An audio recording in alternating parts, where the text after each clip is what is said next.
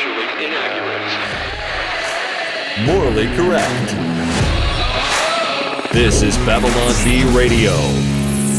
Our top story. Many are praising President Joe Biden for his swift and decisive leadership amid the banking crisis. In a set of forceful and clear remarks to the country's financial system, he called on all banks to stop collapsing immediately. Hey there, banks. Yeah, you. Stop it. I mean it. Not a joke, said the president to a smiley face written on his thumb in Sharpie he mistook for one of his nieces. You've collapsed long enough. I say no more. That's enough, banks. You cut it out right now, or so help me. I'll count to 10. Biden then attempted to count to 10, but got lost somewhere around the number 4 when he became distracted by the smiling face on his thumb and began sniffing it. Ooh, honey, I like your shampoo. What was I saying again? Mainstream media, politicians, and Wall Street bankers all joined the call for banks to stop collapsing and vowed to never hold anyone accountable for any of this if it's the last thing they do. At airtime, Biden had assured Americans that all their bank deposits are perfectly safe in Ukraine. Local man Brad Sandler thanked his lucky stars today that he had the foresight to take his money out of cryptocurrency and instead keep it safe in Silicon Valley Bank. Woo! Really dodged a bullet there. Cryptocurrency was getting way too risky. You never know when one of these currencies will just suddenly go under, you know? After years of building diversity in his portfolio, Mr. Sandler decided that it was time to start playing it safe. With 2 kids about to go to college, and a career change coming up, I just couldn't afford to make big financial risks. So I finally did the right thing. I cashed out most of my stocks, crypto, real estate, and just put it all in the bank. It's not exciting, but I can sleep easy knowing our money is secure. Forever. At airtime, Mr. Sandler had decided to check out what had been happening in the news after being unplugged for more than a week.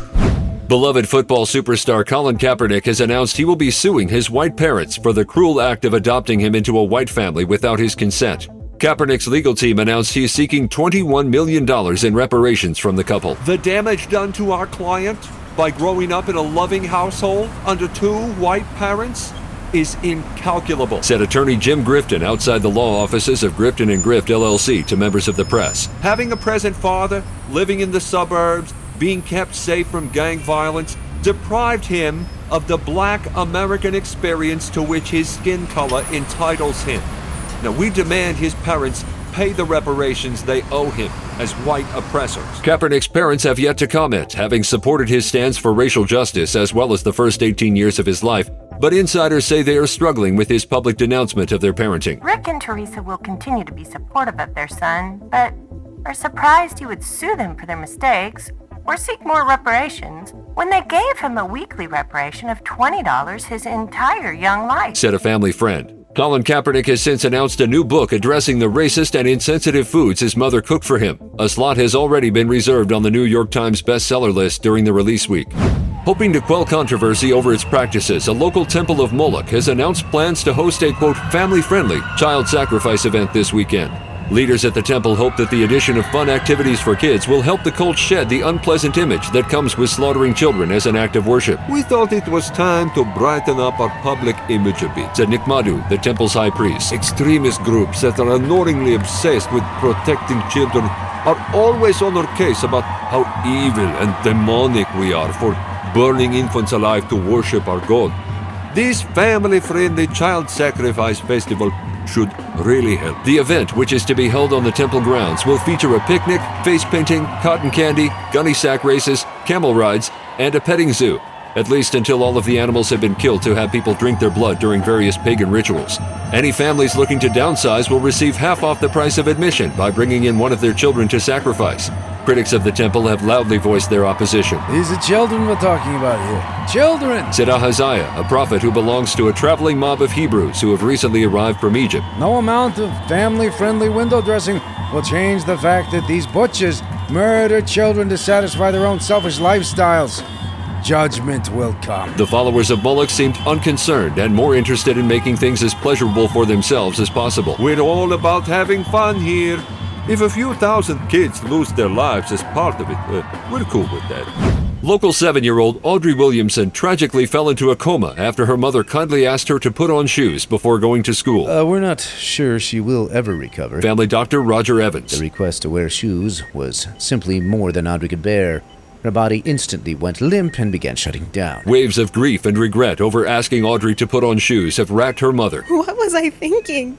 I should have never been such a harsh mother. Putting shoes on seemed like such a simple task. Only now do I realize the terrible burden I was placing on my daughter. What a fool I have been. What a fool! A fool! According to sources, Audrey has suffered in her short life from a variety of mysterious ailments, often triggered by simple pleas from her parents. Audrey has dealt with several episodes of temporary lower body part paralysis, typically precipitated by parents asking her to walk beside them in a parking lot. She occasionally loses the ability to swallow food, mostly when served bread that has crust on it. So far, we have been unable to find any diagnosis which can explain these unusual neurological phenomena. Audrey's a medical enigma. Audrey miraculously recovered from her coma after Mrs. Williamson asked her little brother if he wanted any waffle fries. I love these fries. In what has become an annual tradition and one of the first signs of arrival of spring, a local wife has begun the arduous process of molting the many layers of blankets she has built up around her body over the course of the long winter. Observe the humble wife who, after spending the cold winter months cocooned in multiple layers of heavy blankets, is now preparing to emerge once again into the world, said Ben Casey while quietly observing his wife Laura with an expression of wonderment on his face. This yearly ritual signals the husband to pull out the deck furniture and reseed the lawn. It's a rare sight and the surest sign in all of nature that spring is coming. Sources say Laura began the tradition years ago during an unusually cold winter in which the Casey's family home lost electricity due to an ice storm. Going without heat for 3 days, Laura improvised by finding every Sherpa blanket in the home, 37 of them, and burrowing deep underneath them. She still manages to function somehow. We see the walking column of blankets moving throughout the house, cooking and cleaning. Truly one of the most awe-inspiring sights in the animal kingdom. Though meteorology has made several advancements over the years, Laura's shedding of her blankets has become a far more accurate indication that spring is coming soon. At airtime, Ben was expecting at least a few weeks of his wife enjoying spring before she would start complaining about how hot it was getting outside. In honor of Women's History Month, a woman knelt down in front of a man to demonstrate subservience and submission. Witnesses described the historic event as weird and an unusual way to promote the empowerment of women. The incident took place on the set of The Drew Barrymore Show as the show's eponymous host showed her feminine strength by kneeling down at the feet of famous male TikTok personality Dylan Mulvaney. I couldn't think of a better way to celebrate Women's History Month. When Dylan and I were on the stage together, it was important to illustrate which one of us belongs on their knees.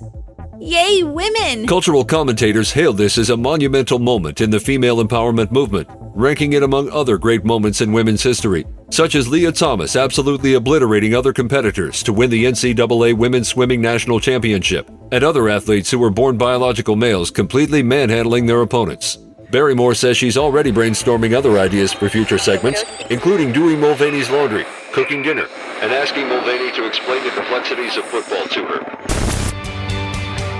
B Radio features officially curated content from the Babylon Bee, scripted, voiced, and produced by Austin Robertson. Additional voices in this episode from Bettina, Jarrett, Kirsty, Kristen, and Travis. Don't miss an episode. Subscribe to B Radio on YouTube, Spotify, iHeart, or wherever you get your podcasts.